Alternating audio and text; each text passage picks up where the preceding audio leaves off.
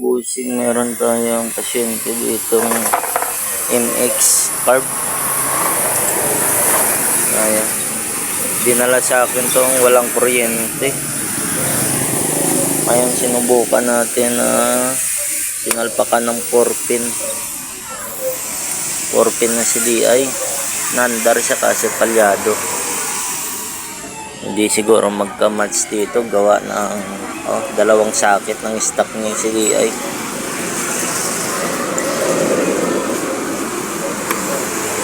Bago na rin ang stator niya.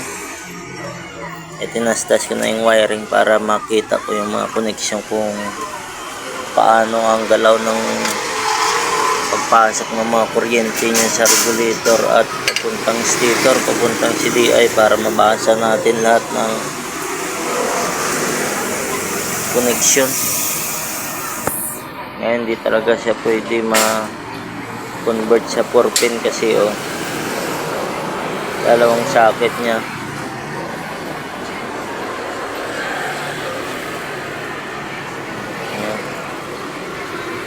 Sa ibang motor kasi yung mga puti at dilaw niya, paakyat na yan ng charger. Sa kanya puti lang ang umakyat, tapos yung dilaw niya papuntang CDI.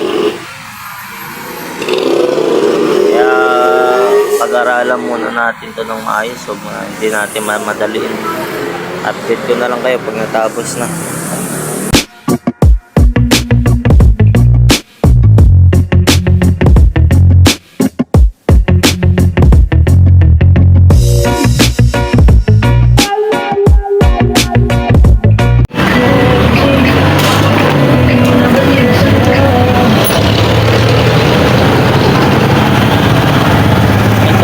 Titest natin dito ang CDI natin kasi bago ng stator natin, wala pa siyang kuryente.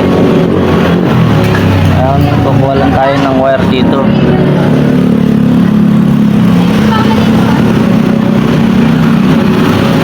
Live yan, live.